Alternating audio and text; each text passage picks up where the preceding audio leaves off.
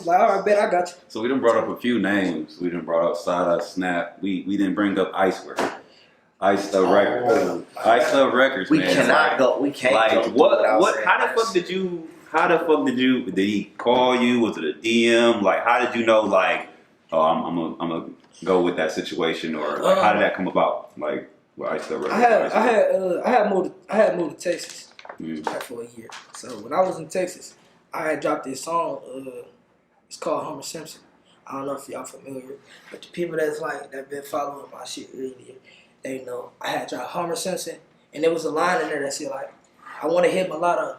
Oh yeah. That's that right there. So that bitch like went stupid, and I posted it on Detroit Rap News, Be Like Keys, and then like the Hip Hop Lab, everything. They then like everybody was just posting that shit everywhere, but that shit went stupid viral to the point where first T Grizzly hit me up, he DM'd me, then like a bunch of rappers in the city DM'd me, Vez DM'd me, and at first like people were just like, bro, you hard as fuck. And they was just following me like, you hard, bro. You cold. Like, that was like the first shit that just went crazy. Yeah. Like, to the point where nobody knew who I was at that point. So it was like, niggas like, who the fuck is this nigga? This nigga rapping on that bitch. Like, so everybody was hitting me like, you hard, bro. You cold. So everybody was following me and shit. Then Vez was one of them too. And then, so I'm still in Texas at this time. My shit going crazy, whatever. I was working in Texas. And then, like, a week later, I did my first show in Texas. I did like a showcase or some shit, and it was probably like the amount of people it is right now in that bitch.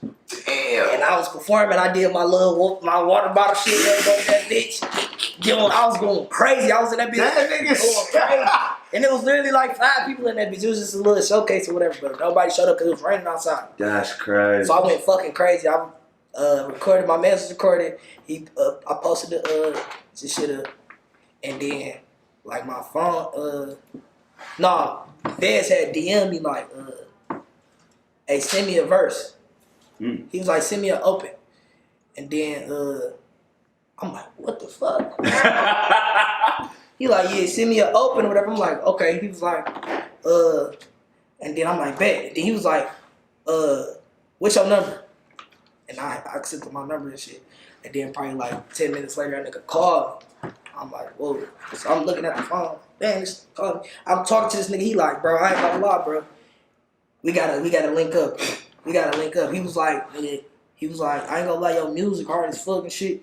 But I was watching. And then he told me that when I ended up looking up. He was like, can you fly back or whatever? So I flew back that next weekend. You know, I'm excited as hell. I'm like, look, Vez wanna link with me. Let's link. We was in the studio and shit. And the first time I like met him, he was in the studio. He was like, yo, music hard. You feel me? Like, I fuck with your shit. Like, you hard as fuck, but that ain't why I called you. I called you because, nigga, your energy retarded. Like, he was like, that shit is crazy. He was like, nigga, I was watching the video on your page. He was like, nigga, it was like 6 people in that bitch. You was performing like you was at Rolling Loud. He was like, nigga, that shit take a different type of energy. He was like, and that shit kind of reminded me of like Sada when he first came up. He was like, that shit just, that energy different. You feel me? You got a superstar energy to you. So he was like, man, we gotta lock in. We gotta make this shit happen. He was like, nigga, he told me like, you gonna blow, bro. Like, with or without me, bro. It's just up to you what you want to do with this shit for real. Like, we can lock in or whatever. That's so I ain't gonna lie, that is tough. Performing with 5 people there, because like, when I be DJing, bro, Icewear, that's crazy. I be like, oh, it's 5 people in the building.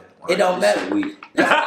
Oh God, that's why I be telling niggas like niggas, and that's why I got my attitude too. Like that's why I perform the same, no matter what the crowd is or not. Like even that moment right there, teach you right there. Like you never know who watching. Like, it don't matter. Nigga. That's right. It don't matter. Literally. I'll be like, one nigga in the crowd. I'll be throwing on the mix. Like man, I'll come back with some people coming in this bitch. So, like, you know what I'm telling my peoples that like nigga. You know, like niggas, I feed off that shit. You feel me? I don't run to see like niggas like my people's like, man, I ain't performing with this bitch. This bitch dead as hell. Like, oh nigga, just do it. Bro. I just be feed. It's like it be the energy for me type shit. Like when you I be feeding off that shit. And if it's a party dead, or I hate the beginning of parties. Like it be the little stragglers come in and the crowd really don't get there like 11:30 type shit. Like But you in that bitch with you and the wait staff, like see that bitch, like But you know what I'm it's a talent saying? to make. It take a different type of nigga. To Like, make 5 niggas feel like they really entertained when they expecting the whole crowd to come through and all that shit. So salute to you with that shit. Grown man shake for that. Just I seen him with Wallow and Gilly too. Yeah. You know what I'm saying? What other type of doors has been opening since being with Icewear? Because that was Icewear interview that he did, and he brought you, or how that happened, or whatever. Oh yeah, he had brought me. He had called me down. He was like, "We got them his time and shit. I want you to meet him and shit." So I was chopping it up with them. You know, got game from Wallow and Gilly. You know, $1 million worth. Silly as hell. $1 million worth. Them niggas so damn funny, bro. You know, Nah, them niggas ghosts. Don't worry about it. We 2023. That's on the checklist. Don't worry about it. They gonna have to tap in. We gonna tap in. Hey, listen here. 2023. We claiming that shit now. For sure. But yeah, a lot of doors that open with just man. You know what I'm saying? With people that's locking in, with networking in, building relationships and shit. 23. I'm looking forward to just taking advantage of those relationships You got to. that I built. You know what I'm saying? Mm-hmm. What it was, you gotta use people without. What is it? Wait.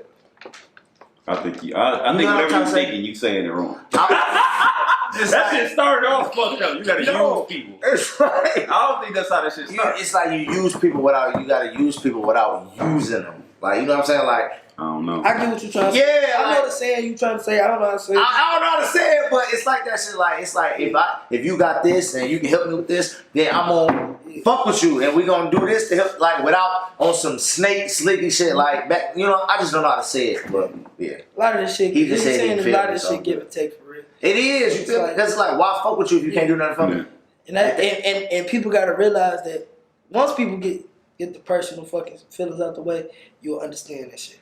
Like, it be the motherfuckers that fuck the business and everything up when they put it personal feelings. Yeah, it's like, You just gotta understand that. You know what I'm saying?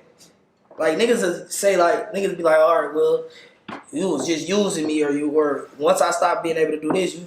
All right, nigga, that's business, literally. bro. Whatever business you go into, you only looking at it like that because that's your man's, I guess, or that's. Yeah, But you can't. You gotta separate that. Yeah, You gotta separate that. When it's money involved, it's business. Like, you gotta look at it like that. Because if once you look at it like, oh, this my man's and shit like that, you gonna expect certain shit that's gonna fuck up the business. You feel me?